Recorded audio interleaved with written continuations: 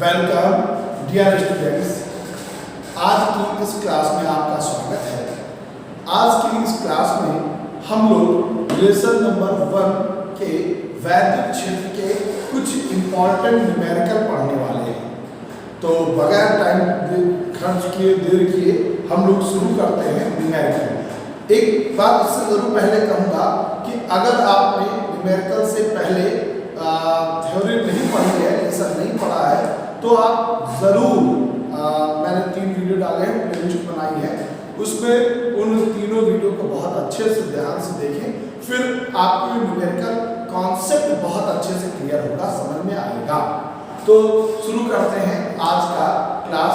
और ये देखिए पहला क्वेश्चन बोर्ड पे लिखा है, दो समान गोले ए और बी हैं। दो समान गोले ए और बी हैं, दोनों पर आवेश कितना कूलाम का दे रखा है। इनके परस्पर दूरियां इतने मीटर की दे रखी हैं। एक समान चालक गोला सी है, एक कोई तीसरा गोला सी है, ठीक, जो पहले ए से स्पर्श कराते हैं उस गोले को, और फिर उसके पश्चात गोले बी से स्पर्श कराते हैं किसको, सी को। तो अब गोले सी को दोनों चालकों से दूर ले जाया जाता है। अब बताओ कि इनके बीच ए और बी के बीच कितना बल लगेगा, क्या बात समझ? इसका इन क्वेश्चनों का इस वीडियो में आपको मैं 2-3 न्यूमेरिकल पढ़ाने वाला हूं, इसी तरीके के सबका एक कॉन्सेप्ट समझें।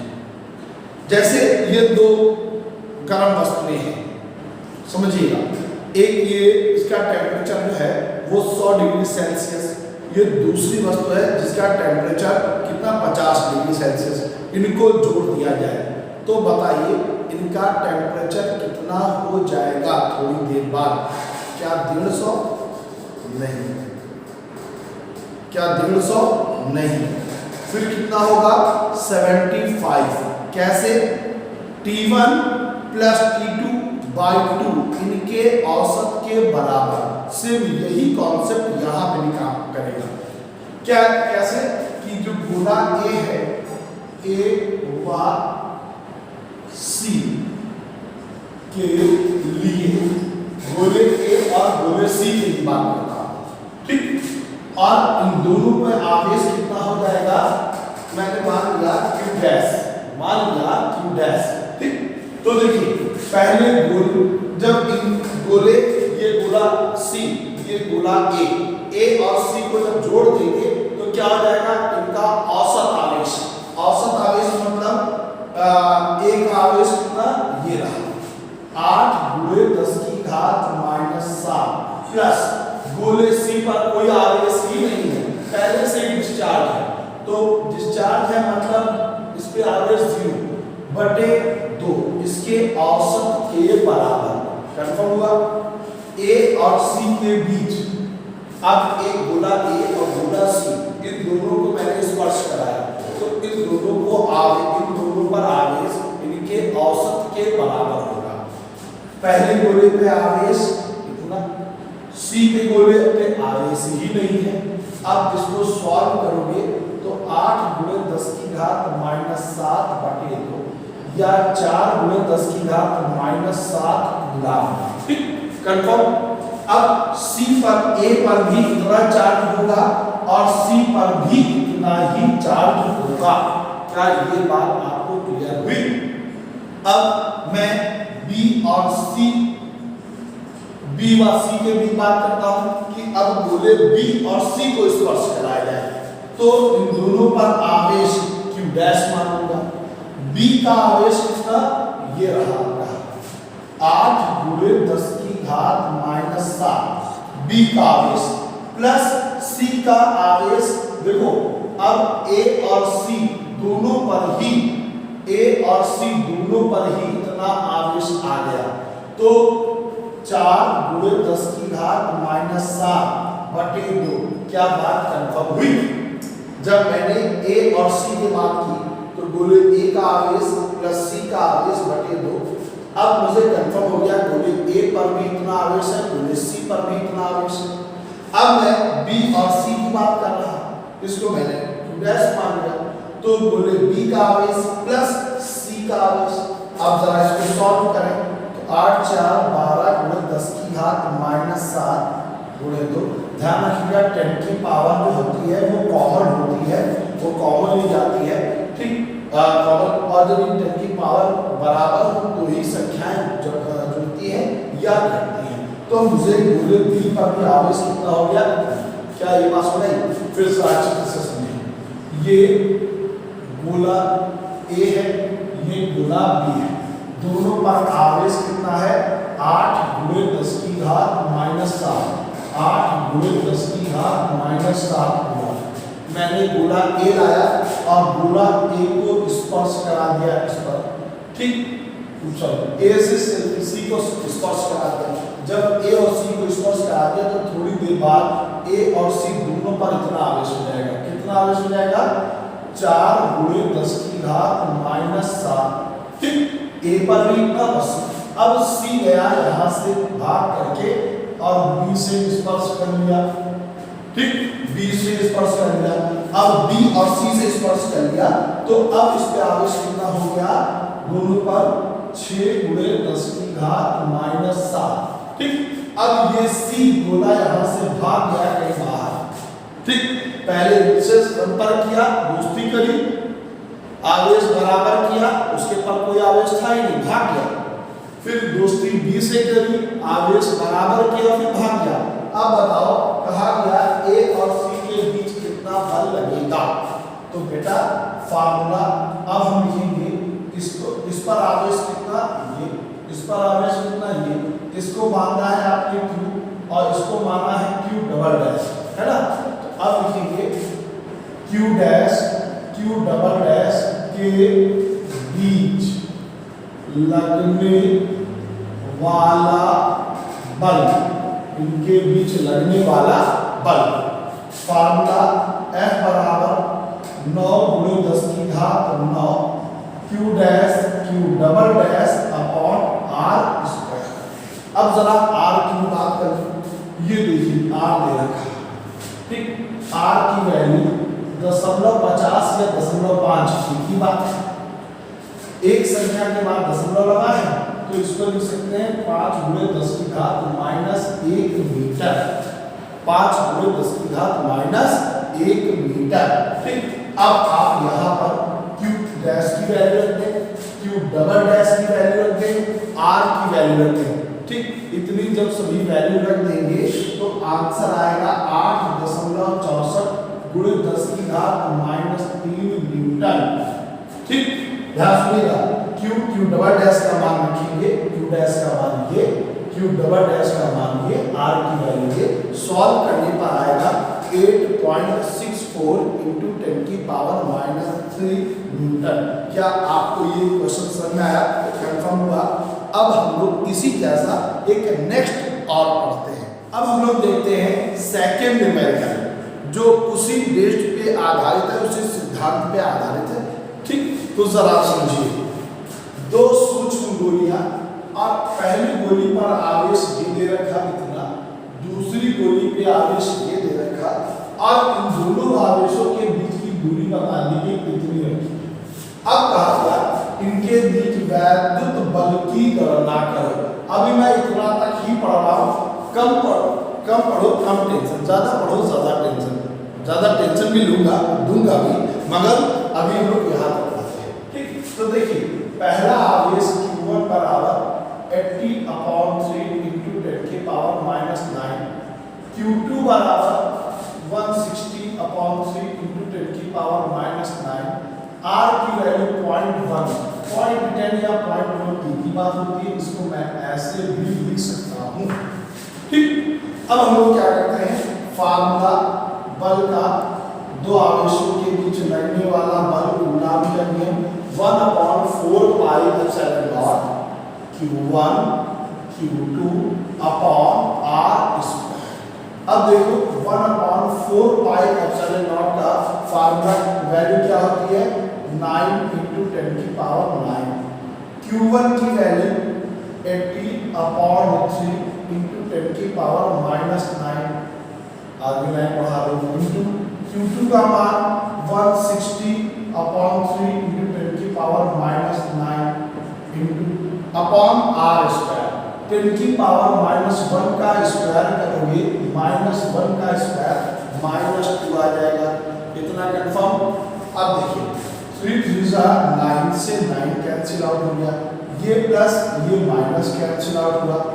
80 160 ये ऊपर जाएगा प्लस का हो जाएगा, तो 9 में से 2 गया 7। अब जरा देखिए 8 7 ये 1 0 1 0 बराबर 2 0 प्लस के। ठीक, तो इसकी मल्टीप्लाई करेंगे 128 इंटू 10 की पावर माइनस 5 इतने न्यूटन। अब जरा एक बात यहाँ समझिएगा, फिजिक्स की दृष्टि से ये आंसर गलत है। वैसे तो सही कहा जा सकता है, मगर जो फिजिक्स का रूल है उसके पॉइंट ऑफ व्यू के हिसाब से ये गलत है। क्यों? क्योंकि यहाँ पर answer a plus B into 10 की पावर c के रूप में लिखा जाता है। मतलब एक संख्या के इधर से आगे से एक संख्या के आगे दशमलव लगाकर, ठीक, तो इधर से एक समझिएगा, इसमें पॉइंट कहाँ पे है? यहाँ पे है, हम यहाँ मानते हैं। 2 डिजिट के इधर गया तो जब जितने डिजिट के आगे जाएगा वो 10 की पावर प्लस बन जाएगा, 10 की पावर प्लस, ठीक, इंटू 10 की पावर माइनस 5। अब ये कितना हो जाएगा? 10 की पावर माइनस 3 न्यूटन। क्या इतनी बात सुनाई? फिर से सुनना, ये हमने मल्टीप्लाई किया 128 आया। ठीक, फिजिक्स की पॉइंट ऑफ व्यू से ये गलत है। आंसर इधर से आगे से एक संख्या के बाद दशमलव में होना चाहिए, तो दशमलव इसमें नहीं दे रखा तो दशमलव यहाँ माना जाता है। अब हम 1 2 डिजिट के इधर ले गए तो जितने इधर दशमलव जाएगा उतनी 10 की पावर प्लस का बढ़ता है, प्लस का, तो ये प्लस का हो गया। 5 माइनस 2 प्लस कितना है? अब हमारी ये वैल्यू आई और आधा क्वेश्चन सॉल्व। हम लोग इसके आगे का क्वेश्चन पढ़ते हैं, है ना, पूरी टेंशन लेते हैं, पूरा पढ़ेंगे। क्वेश्चन है, इन्हें तार द्वारा क्षण भर के लिए जोड़ दिया जाता है। ये आवेश Q1 है और ये आवेश Q2 है। इन दोनों को आवेशों को मैंने जोड़ दिया। तो याद करो, मैंने भी आपको उदाहरण बताया था पहला कि ये वस्तु है जिसका टेम्परेचर 100, ये दूसरी वस्तु है जिसका टेम्परेचर 50। हमने इन दोनों को एक तार से जोड़ दिया, तो अब इनका टेम्परेचर 150 थोड़ा हो जाएगा कि 100 है ये 50 ना। इन दोनों के औसत के बराबर गर्म वस्तु से टेम्परेचर ठंडी वस्तु की ओर तब तक क्या होता है जब तक कि दोनों के मान बराबर ना हो जाए। सिर्फ यही पोजीशन आवेश में है कि दोनों को जोड़ दिया तो दोनों के आवेश, तो नया आवेश कितना हो जाएगा? Q डैश मान लेते हैं, Q1 प्लस Q2 बटे 2। इनके आवेश, इनके दोनों के आवेश का आधा हो जाएगा। ठीक, अब जब जोड़ दिया जाएगा तो दोनों पर आवेश बराबर हो जाएंगे। पहली वस्तु पर भी आवेश Q डैश, दूसरी वस्तु पर भी आवेश Q डैश होगा। अब Q1 का मान कितना? 80 बटे 3 गुणे 10 की घात माइनस 9। Q2 160 अपॉन 30 इंटू 10 की पावर माइनस 9 और 1/2 ये आ गया। कोई संख्या तभी जुड़ती है, घटती है जब उनके 10 की पावर बराबर होते हैं। तो मैंने 10 की पावर 9 बाहर ले लिया, 3 बाहर ले लिया, कितना आएगा? 80 प्लस 60 बाई ये वाला 2। तो देखो भाई 10 की पावर माइनस 9, ये ऐड करो कितना आएगा? 240 और इन दूनी 6 चौक 24, 40 गुणे 10 की घात माइनस 9 या 4 गुणे 10 की घात माइनस 8। एक 0 प्लस का कम हो गया तो एक माइनस का भी कम हो जाएगा। अब देखो आवेश कितना आया? 4 गुणे 10 की घात माइनस 8। तो अब ये आवेश पहले पर भी रहा और दूसरे पर भी रहा, दोनों पर आवेश बराबर हो जाएगा। बात समझ आई ना? क्लियर हुई कि दोनों आवेशों को मैंने तार से जोड़ दिया तो थोड़ी देर बाद दोनों के आवेश बराबर हो जाएंगे। और कितने होंगे? इन दोनों के औसत के बराबर होंगे। ठीक, अब हम निकालेंगे बल, इनके बीच बल कितना लगेगा? फार्मूला याद है, F बराबर 9 इंटू 10 की पावर 9 Q1 मतलब पहले का आवेश Q डैश, Q2 दूसरे पर भी आवेश कितना Q डैश, इनके बीच की दूरी R, R का मान उतना ही है जितना पहले था। ठीक, तो अब पहले पर भी आवेश इतना, दूसरे पर भी आवेश इतना, तो F बराबर 9 × 10⁻⁹, Q डैश का मान 4 × 10⁻⁸, Q2 दूसरे Q का मान भी सेम वही है जो कि दोनों को आपस में जोड़ा गया था, -1, इसका स्क्वायर करोगे ये देखो तो -2 आ जाएगा। अब उम्मीद करता हूँ आप सॉल्व कर लेंगे और सॉल्व करने के बाद आंसर आएगा 1.44 × 10⁻³ न्यूटन, 1.44 × 10⁻³ न्यूटन। अब ये क्वेश्चन हमारा कंप्लीट हुआ जो दो चीजें पूछी गई थी। अब मैं इसको साइड में हटा हूं, आप इसको स्क्रीनशॉट ले लीजिएगा, नोट करिएगा, फिर मैं आपको तीसरा क्वेश्चन कराता हूं, जरा स्क्रीनशॉट ले लीजिए। अब हम लोग देखते हैं इसी सिद्धांत पे एक तीसरा और थोड़ा सा कठिन न्यूमेरिकल। इस न्यूमेरिकल में बताया गया कि समान आकार के दो गोले A और B एक दूसरे से कुछ दूरी पे रखे हैं, वो कुछ दूरी मुझे पता नहीं, ठीक, और दोनों पर +Q आवेश रखा है और एक दूसरे को इतने बल से प्रतिकर्षित करते हैं। प्रतिकर्षित क्यों कर रहे हैं भाई? दोनों पे आवेश बराबर है ना, दोनों पे आवेश बराबर है इसलिए वो प्रतिकर्षित करेंगे, दोनों पे आवेश विपरीत होता है वो आकर्षित करते हैं। अब इनके बीच एक तीसरा आ जाता है, एक है ना, जैसे अक्सर हो जाता है कि दो लोगों के बीच में कोई तीसरा आ जाता है वो वाला, तो यही यहाँ पे वो आ गया, कौन सा? समान आवेश का एक तीसरा गोला आ गया। अब ये गोला पहले A के पास गया, A से स्पर्श किया है ना, और गोले फिर B से स्पर्श किया, अब A और B के बीच आ गया।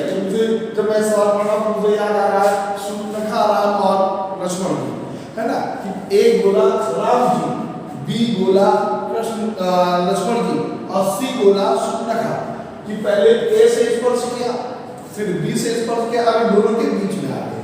तो अब जरा सीखते हैं, देखो जरा फर्स्ट सिचुएशन में ये गोला A, ये गोला B और दोनों पर +Q आवेश आ गया, इनके बीच की दूरी को मैं 2r मान ले रहा हूँ, 2r। अभी मैं बताऊंगा मैंने 2r ही क्यों माना, है ना, समझिए। अब फर्स्ट सिचुएशन में इनके बीच में बल निकालूं, F बराबर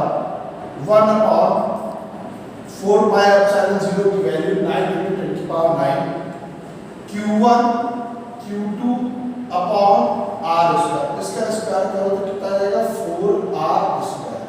और F की वैल्यू देखिए दे रखी है, इतने प्रतिकर्षित बल से प्रतिकर्षित करता है, तो 10⁻⁵ 9 × 10⁹ Q² अपॉन 4r² इक्वेशन 1। ठीक, यहां तक बात आपको कंफर्म हुई। अब जरा देखिए, वो गोला आवेश पहले इसके पास चला गया C के पास, तो जब A और C दोनों मिलते हैं तो इसको बांध देते हैं, इस पे आवेश कितना गया ध्यान समझिएगा, गोले A पर अब आवेश कितना हो गया, तो गोले पे आवेश, गोले QA से गोले A पर आवेश, पहला आवेश कितना था Q पे, A पे, C पे कितना था, स्थायी नहीं आवेश बटे 2, तो आवेश कितना हो गया Q/2। अब गोले A पर आवेश यहाँ कितना हो गया Q/2, ठीक, और आवेश C पे भी कितना हो गया Q/2। क्या इतनी बात कंफर्म हुई कि जब A और C दोनों पास में आ गए तो क्या हुआ, इन दोनों के आवेश का औसत, पहले गोले A का आवेश Q, ठीक, A का आवेश +Q प्लस C पे कोई आवेश ही नहीं जितना 0/2, तो अब इन दोनों का आवेश बराबर हो जाएगा, कितना हो गया ये, अब मैं इसको मिटा रहा हूँ। अब देखो ये गोला आवेश C B से चिपक गया, ये भी देखो प्लस आवेश है आपने देखा, ठीक है। अब यहाँ पर देखो C से चिपक गया, C से जाके चिपक गया, तो अब जरा समझो क्या होगा भैया यहाँ पे वैल्यू।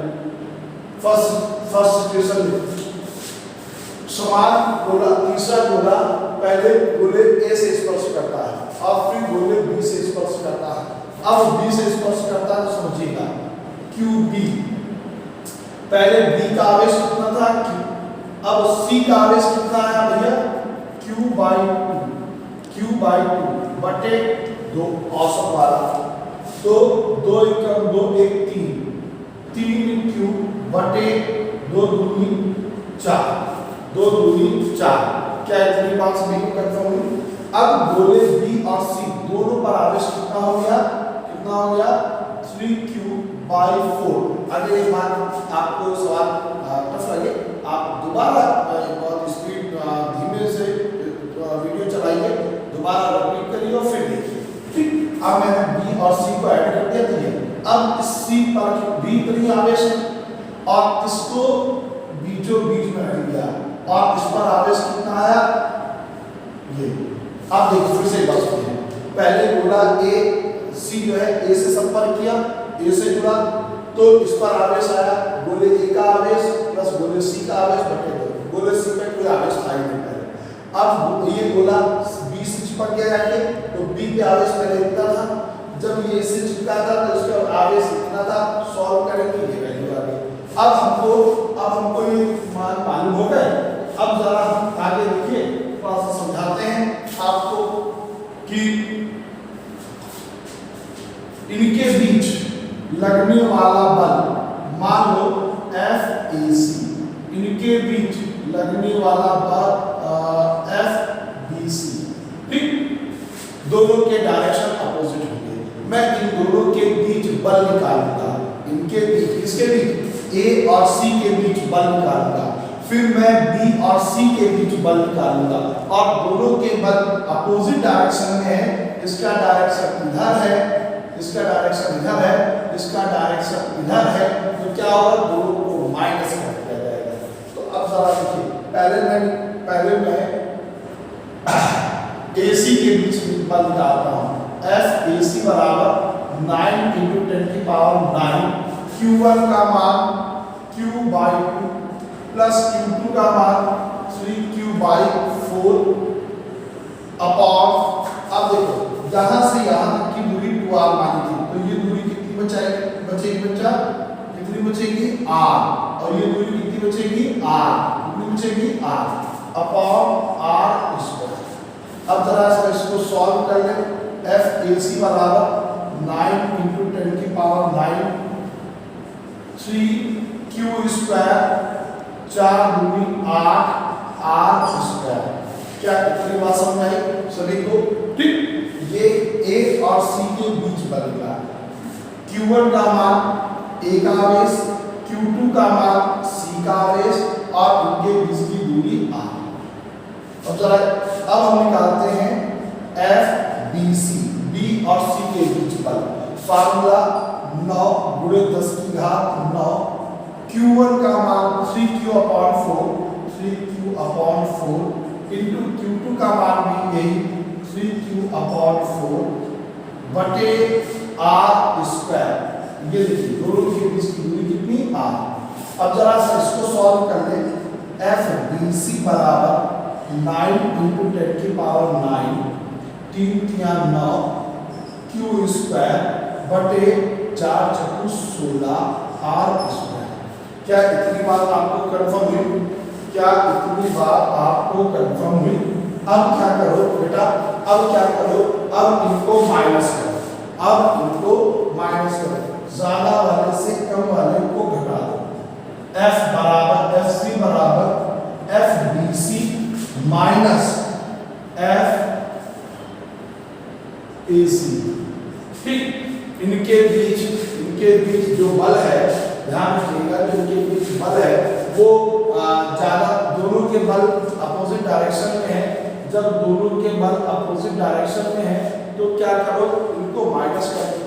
ध्यान समझो, FC बराबर FBC का मान 9 × 10⁹ 9Q² बटे 16r² माइनस AC का मान 9 × 10⁹ 3Q² बटे 8r², ठीक। कुछ कॉमन मिल रहा है, कॉमन ले लें, 9 इंटू 10 की पावर 9 इंटू 3 क्यू स्क्वायर बटे 8 आर स्क्वायर कॉमन मिला है ना, 8 आर स्क्वायर। यहाँ क्या बचेगा, हमने 3 बचेगा माइनस, यहाँ देखिए कुछ बचेगा, कुछ भी बचेगा नहीं बचेगा, है ना। ये देखिए 9 इंटू 10 की पावर 9 कॉमन मिल गया, यहाँ पे 3 कॉमन ले लिया आर स्क्वायर। ठीक, ये यहाँ से हम दोनों में से क्या कॉमन लिया, ये। अब देखिए यहाँ पे 8 कॉमन लिया, 8 दूनी 16 है, 8 दूनी 16 है, तो ठीक है। तो यहाँ पे 8 कॉमन लिया तो यहाँ पे 2 आएगा, आर स्क्वायर कॉमन ले लिया। अब ये वैल्यू हमारी इतनी आई। अब जरा यहाँ पे एफ सी समझिएगा, 9 इंटू 10 की पावर 9 3 क्यू स्क्वायर, इसको भाई अपॉन 8 आर स्क्वायर। यहाँ पे सॉल्व करो बेटा, एलसीएम आएगा 2 1 2 कितना बचेगा 1/2। अब जरा आप इक्वेशन 1 जैसा बनाना है वो कैसे बनाना है वो समझें। एफ सी बराबर 9 इंटू 10 की पावर 9 क्यू स्क्वायर बटे, या इसको हम लिख सकते हैं 4r स्क्वायर इंटू 2, लिख सकते हो इंटू 2, 4r स्क्वायर इंटू 2 लिख सकते हो। और ये 1/2 आया, ये 1/2 आया। और ये देखिए जो 3 बचा वो यहाँ पे ले गए। क्या इतनी बात सभी को कंफर्म हुई? ये देखिए फिर से समझिएगा, मैंने 3 को बाहर निकाल दिया, 9 इंटू 10 की पावर 9 क्यू स्क्वायर, यहाँ 4 दूनी 8 4 लिखा। ऐसा क्यों किया? यहाँ देखिए 4r स्क्वायर लिखा, 4r स्क्वायर। तो हम यहाँ पे 8 को क्या लिख सकते हैं, 4 गुणे 2, मैंने इस 2 को बाहर निकाल दिया, ठीक, इंटू 1/2। अब जरा ध्यान से समझिएगा, मेरे पास जगह बहुत कम बची, इतने पूरे को हम क्या लिख सकते हैं 10 की घात -5, 10 की घात -5, 10 की घात -5 गुणे 3 और 2 दूनी 4। तो हम 3/4 गुणे 10 की घात -5 न्यूटन। अब हमारा आंसर आया सी पर लगने वाला बल। एक बार जरा फिर से समझिएगा, फर्स्ट क्वेश्चन में मैं आपको दोबारा चित्र से समझाना चाहता हूं, फिर आप इसका स्क्रीनशॉट ले लीजिएगा। ध्यान से देखिए, पहले ये गुना ए था, ये गुना बी है, ठीक, ए और ये बी, इस पर +2 आवेश, इस पर भी +2 आवेश। एक गुना इससे सी संपर्क में आ गया, सी जोड़ दिया गया। तो जब सी जोड़ दिया गया तो मैंने इस पे आवेश निकाला, कितना होगा, तो एफ ए बराबर क्यू आवेश प्लस सी पे 0/2, तो कितना हो गया q/2। मतलब मुझे ए पर आवेश पता चल गया q/2 और सी पर भी कितना पता चल गया q/2। अब क्या हुआ, ये सी जो सूत्ररेखा है ये किससे संपर्क कर ली जाके, लक्ष्मण भैया से, सी, ये q/2। अब देखो जब मैं बी पे आवेश निकालूं तो क्या होगा, बी पे आवेश +q और सी पे आवेश q/2/2, तो 2 एकदम 2 q + 3 q/4। तो अब मुझे पता चल गया कि बी पर आवेश कितना हो गया 3q/4 और अब सी पर भी इतना ही आवेश होगा 3q/4। और ये बाबूजी बीच में आके बैठ गए दोनों के, इसके बीच की टोटल दूरी हमने r मानी थी, क्यों, क्योंकि हमको r/2 ना माननी पड़े। अब ये दूरी r, ये r, मैंने इसके बीच पहले बल निकाला FAC, फिर इसके बीच बल निकाला FBC। अब देखो दोनों बल का डायरेक्शन अपोजिट है, इस बल का डायरेक्शन इधर की ओर है, इस बल का डायरेक्शन इधर की ओर है। अब इनको माइनस कर दिया, माइनस करने के बाद सिंपलीफाई किया मैंने, यहाँ से 9 इंटू 10 की पावर 9 क्यू, 4 को लिखा, 8 को लिखा, 4 इंटू 2, 2 बाहर निकाल दिया, ये 4 आया। इतने पूरे को इक्वेशन 1 से वैल्यू रख देंगे, इक्वेशन 1 से कितना 10 की पावर 5, ये कितना बचा 3, 2 2 जा 4, ये कितना आया। क्या स्क्रीनशॉट ले लो, इंपॉर्टेंट क्वेश्चन है, बढ़िया सा था। फिर मैं आपको नेक्स्ट क्वेश्चन कराता हूँ, वो देखते हैं नेक्स्ट न्यूमेरिकल। ठीक, अब ये थोड़ा दूसरे टाइप का है, बहुत पूछा था, बहुत ध्यान एक समबाहु त्रिभुज है जिसकी प्रत्येक भुजा इतने मीटर है, ए और बी पर आवेश इतने कूलाम है, तो कहा गया सी पर वैद्युत क्षेत्र की तीव्रता कितनी होगी। अब जरा पहले तो इसका डायग्राम मालूम है, ये आवेश बी और ये आवेश सी, ठीक। समबाहु त्रिभुज है तो इनकी सभी भुजाएं क्या होंगी, बराबर होंगी, ठीक। ए पर आवेश कितना भैया 50/3 × 10⁻⁹ प्लस माइनस जरूर लगा देना। वैसे तो तीव्रता प्लस माइनस पे नहीं, आवेश की क्वांटिटी पर डिपेंड करती है, मगर डायरेक्शन के लिए हमको अभी जरूरत पड़ने वाली है, ठीक। ये आवेश, ये बिंदु सी, इनके बीच की दूरी 0.5 मीटर, ठीक। अब जरा समझें, सबसे पहले हम क्या करेंगे कि ए के कारण, इतने आवेश के कारण यहाँ पर तीव्रता निकालेंगे, ठीक। तो R की वैल्यू दे रखी है 0.05 मीटर, दो डिजिट के बाद दशमलव है, तो 5 × 10⁻⁻2 मीटर। E1 मतलब इसके कारण, इसको मान लेते हैं, ठीक है, E1 इसके कारण यहाँ पर तीव्रता निकालते हैं, 20 जगह का तीव्रता, ठीक। तो फार्मूला 9 × 10⁹ Q/R², ऐसा फार्मूला होता है। अब 9 × 10⁹ Q की वैल्यू ये रही कितनी, 50/3 × 10⁻⁹ R की वैल्यू ये दे रखा है, इसका स्क्वायर कर ये लिखा है, तो 5 का स्क्वायर कितना हुआ, 25 × 10⁻², ठीक। क्या आप इसको सिंपलीफाई कर लेंगे, चलिए करते हैं। 25 दूना 50, 3 × 9, माइनस प्लस कट जाएगा, 3 × 6, और जरा एक बार देखिए, -2 का स्क्वायर यहाँ -4 होगा, माइनस कितना होगा 4, ये ऊपर जाएगा प्लस का 4 हो जाएगा। क्या इतनी बात सभी को कंफर्म हुई कि इस आवेश के कारण इसमें तीव्रता कितनी होगी, 6 × 10⁴ न्यूटन/कूलम, ठीक है, न्यूटन/कूलम। अब जरा देखो, हम आवेश E2 के कारण इसी प्रकार, अब जरा ध्यान सुनिएगा, E2 का मान आवेश की क्वांटिटी देखो, परिमाण सेम दोनों बराबर है, प्लस माइनस नहीं, और आवेश की दूरी भी बराबर है, तो आंसर भी वही आएगा। क्यों, जब Q का मान समान, R का मान समान, तो E2 का मान भी इतना ही आएगा। क्या इतनी बात क्लियर हुई। अब जरा देखिए, ये आपका यहाँ पे थीटा एंगल है, ये आपका थीटा एंगल है। अब जो बात मैं बताने जा रहा हूँ, अगर वो आपने नहीं पढ़ी है तो मैं आपसे रिक्वेस्ट करूँगा, आपसे बोलूँगा कि तब बेहतर समझ आएगा जब इससे पहले मेरे थ्योरी के जो वीडियो मैंने बनाए हैं उन पे थोड़ा सा आप ध्यान दीजिए। क्या होता है, आपने पढ़ा +Q आवेश के कारण तीव्रता हमेशा +Q आवेश से दूर जाती है, किधर जाती है, दूर, तो यहाँ इसके कारण तीव्रता का डायरेक्शन होगा इधर, ठीक। अब -Q आवेश की ओर तीव्रता होगी हमेशा, तो इसके कारण आवेश की तीव्रता इधर होगी कितनी, E2, ठीक, कितनी होगी, E2। हमेशा याद रखिएगा, +Q आवेश से तीव्रता दूर होती है, और -Q आवेश की ओर तीव्रता होती है, तो E2 का मान इधर की ओर और E1 का मान इधर। अब ये दो घटकों में डिवाइड हो जाएगा, यहाँ पे E1 दो घटकों में डिवाइड हो गया, इसको थीटा मान लो, इसको थीटा मान लो आप, ठीक।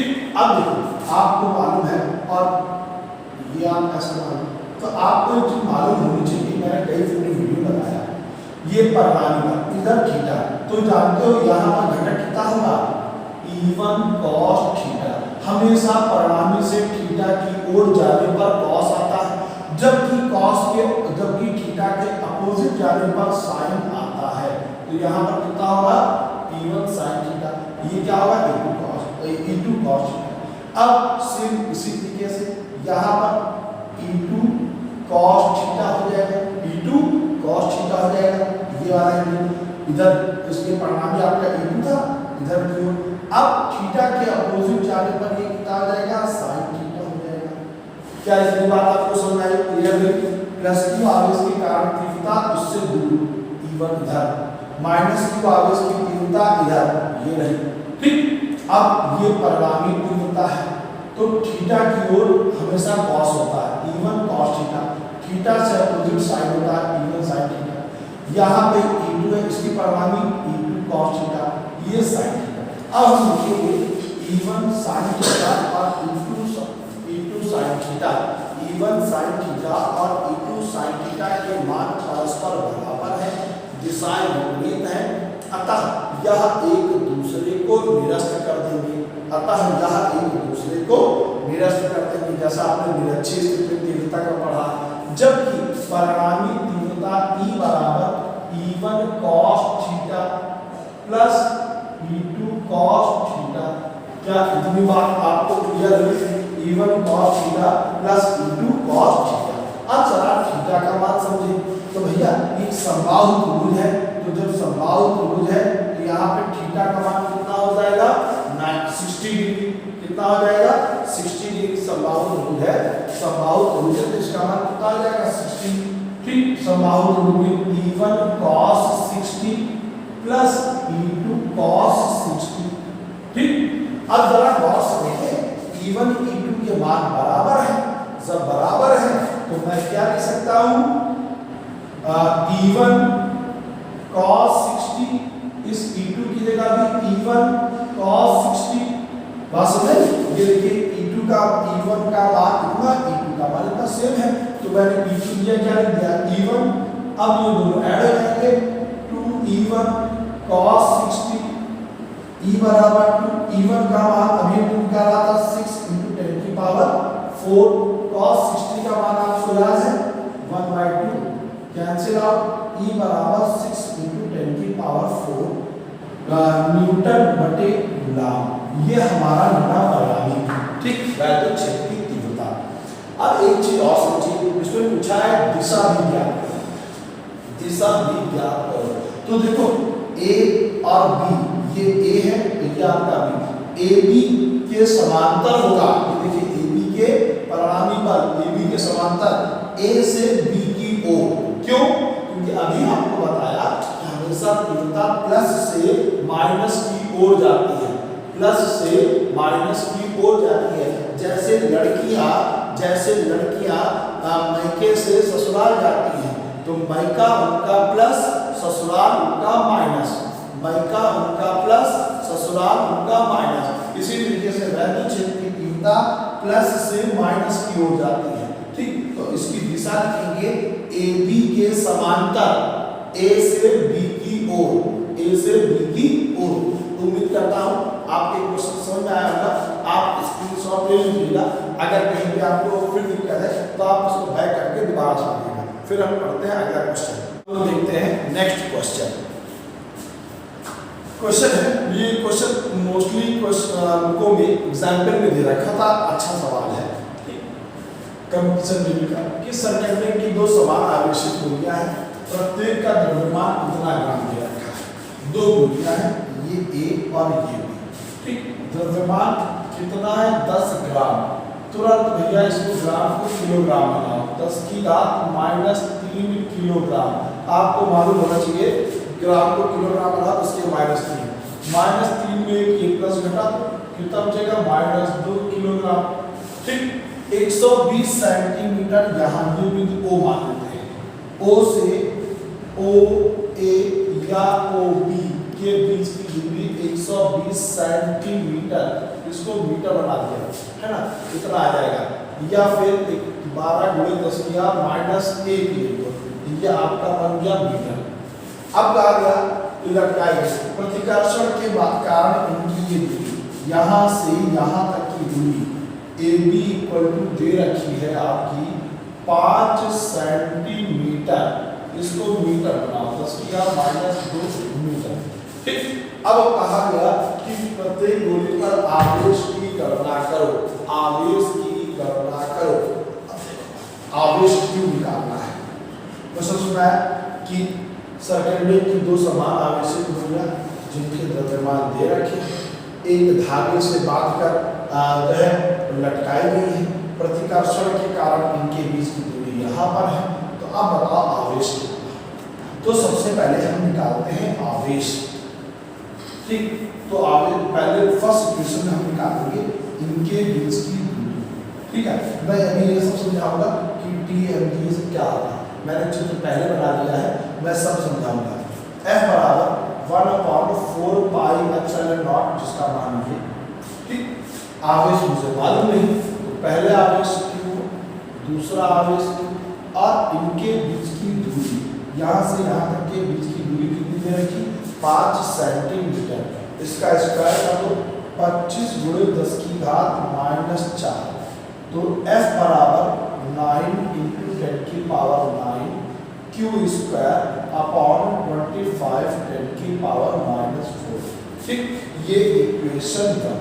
अब जरा समझो, जब ये प्रतिकर्षण के कारण यहाँ होगा, ये तनाव T ये दो भागों में डिवाइड हो जाएगा। यहाँ ये परिणामी बल है, परिणामी बल T ये दो भागों में डिवाइड हो जाएगा। आपको मालूम है जिस साइड में थीटा लेते हैं, ये थीटा है, तो ये बन जाएगा T cos थीटा। ठीक, T cos थीटा बन जाएगा। इसको बैलेंस करेगा आपका सरकंडे का भार mg, नीचे की ओर। ये लंबवत घटक T cos थीटा, इसको बैलेंस कर रहा क्या, mg। ठीक, mg अच्छा, ये देखिए इधर की ओर लग रहा एक बल, जिसको प्रत्यानयन बल आप कहेंगे, आपने फर्स्ट ईयर में पढ़ा है प्रत्यानयन बल। इधर की ओर लग रहा T sin थीटा, इसको ये बैलेंस कौन करेगा, F। इसको कौन बैलेंस करेगा, F। ये इसको बैलेंस करेगा, ये इसके बराबर होता है, और ये इसको बैलेंस करेगा। तो आप लिख सकते हैं यहाँ पर आप लिख सकते हैं क्या, F equal to T sin theta. T मतलब तनाव, इक्वेशन 1। अब यहाँ पर दूसरा mg equal to T cos theta, equation number 2। क्या इतनी बात सुने कि यहाँ पर जो तनाव है वो थीटा दो भागों में डिवाइड हो जाएगा। जो इसका भार mg है, इसको बैलेंस करेगा T cos थीटा, और जो ये प्रत्यानयन बल है T sin थीटा, ये इसको बैलेंस करेगा ये F। ठीक, अब मैंने क्या किया, तो ये लिख सकता हूँ T sin theta equal to F और mg equal to T cos theta. अब क्या करें, equation 1 divided by equation 2, equation 1 divided by equation 2। तो देखो F बटे mg equal to T sin theta upon T cos theta. ये T cancel हो गया, T कैंसिल हो गया। F इक्वल टू mg ऊपर ले जाओ, mg sin बटे cos बराबर tan, sin बटे cos बराबर tan। क्या इतना सिंपल कंफर्म हुआ। आप जरा देखें, F बराबर mg, tan थीटा का मान निकालो। ये देखिए ट्रायंगल OAC, O ट्रायंगल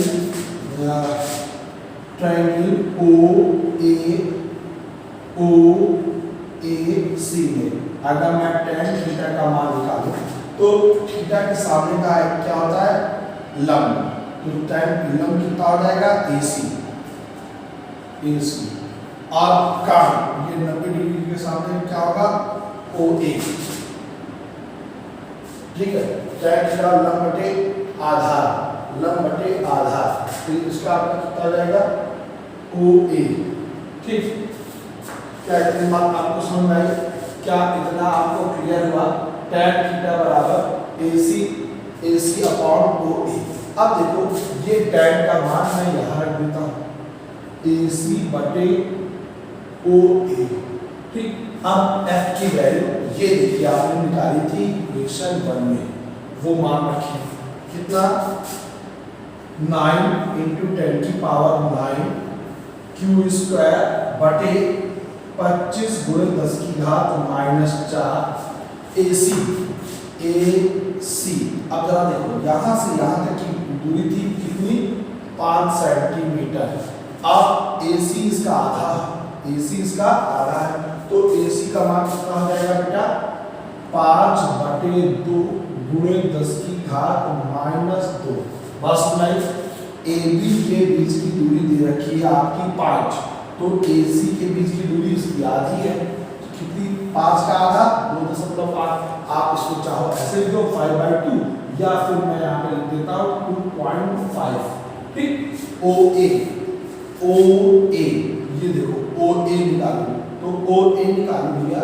ध्यान रखिएगा ओ ए का मान कितना दे रखा हमारा 12 गुणे 10 की घात -1, 12 गुणे 10 की घात -1। अब जरा क्यू स्क्वायर की वैल्यू निकालनी है, इसकी गुणा करो, तो 25 × 10 की पावर -4, 2.5 × 10 की पावर -2 बटे ये नीचे आ जाएगा 9 × 10 की पावर 9, 12 × 10 की पावर -1। ठीक, इसकी क्रॉस मल्टीप्लाई, ये इसकी बटे में चला जाएगा। अब स्क्वायर हटाओ और रूल लगाओ। ठीक है, इसको आप सिंप्लीफाई करेंगे। जब इसको सिंप्लीफाई करेंगे, उम्मीद करता हूँ इतना आप जरूर कर लीजिएगा। इसको जब आप सिंप्लीफाई करेंगे तो आएगा 10 की घात -8 कूलम, 10 की घात -8 कूलम। अब ये प्रतिकर्षण बल कर रहे थे, तो दोनों पॉजिटिव भी हो सकते हैं और दोनों निगेटिव भी हो सकते हैं, इसीलिए यहाँ पर प्लस और माइनस आप लगा देंगे। एक बार फिर से पूरा क्वेश्चन समझिए। ये देखिए यहाँ पर दो समान आवेशित दूरियां हैं ए और बी पर। ये यहाँ से यहाँ तक की दूरी आपको बता दी गई 120 सेंटीमीटर सिल्क का धागा है, 10 ग्राम की है, 10 ग्राम की है। तो यहाँ से यहाँ तक की दूरी बता दी गई प्रतिकर्षण के कारण कितनी है 5 सेंटीमीटर। ये देखिए 5 सेंटीमीटर ये दूरी दे रखी है। ठीक, तो मैंने पहले ये दूरी और ये दूरी के बीच निकाला प्रतिकर्षण बल इतना है। अब बताया कि यहाँ पर विस्थापन स्थिति में ये जो इसका परिणामी बल T है, इसके साथ ये बनेगा T cos थीटा और ये बनेगा T sin theta. T cos theta को बैलेंस करेगा इसका भार mg, और T sin थीटा जो प्रत्यानयन बल है इसके इधर क्यों लाने का प्रयास करता है, इसको बैलेंस करेगा बल F। तो F बराबर T sin थीटा और mg बराबर T cos थीटा। ठीक, अब ऐसा आपने फर्स्ट ईयर में 11th में खूब पढ़ा होगा।